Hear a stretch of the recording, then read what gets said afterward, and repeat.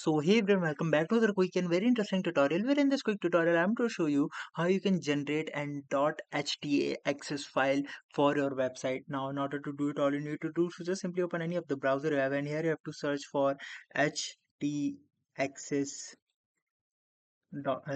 dash generator.com. You can see the right URL over there if I pronounce it wrong.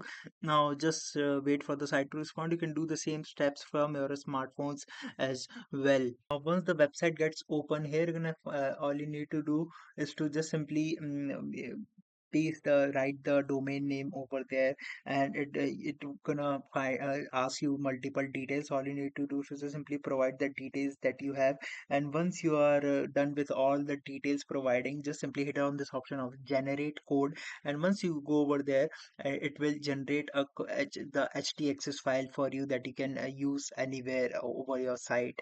Alright, so that's it for this tutorial. I hope this video will be helpful for you. Make sure to hit the like button and subscribe button for more such helpful and interesting tutorials. See you in the next one. Take care.